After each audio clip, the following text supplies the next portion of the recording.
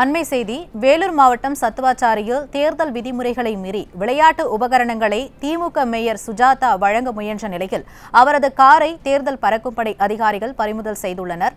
கூடுதல் விவரங்களை செய்தியாளர் வினோத்குமார் வழங்க கேட்கலாம். வணக்கம் வினோத்குமார், விவரம் என்ன? நிச்சயமாக. வேலூர் மாவட்டம் சத்துவாச்சாரி மாவட்ட ஆட்சியர் அலுவலகம் எதிரே உள்ள அரசு வணிக வளாகத்தில் நேற்று மேயர் சுஜாதா இளைஞர்களுக்கு விளையாட்டு உபகரணங்களை வழங்குவதற்காக வந்திருந்தார். அதை அதிமுகவினர் படம் பிடித்து வேலூர் மாவட்ட ஆட்சியரிடம் புகார் அளித்தனர். இந்த புகாரின் அடிப்படையில் தேர்தல் பறக்கும் படையினர் மேயர் சுஜாதா அவர்களின் வாகனத்தை சோதனை செய்ய முயன்ற போது அவர் வாகன ஓட்டுநர் வாகனத்தை நிறுத்தாமல் சென்றிருக்கிறார். இதனால் வாகன ஓட்டுநர் மீது 2 பிரிவில் வழக்கு பதிவு செய்யப்பட்டுள்ளது. மேலும் அந்த காரில் இருந்த மேயர் சுஜாதா அவர்கள் மீதும் தற்போது வழக்கு பதிவு செய்ய முற்பட்டு வருகின்றனர்.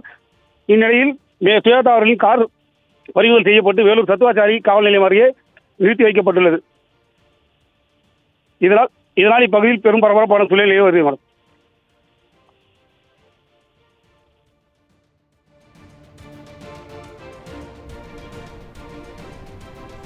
விவரங்களை வழங்கியமைக்கு நன்றி வினோத்குமார்.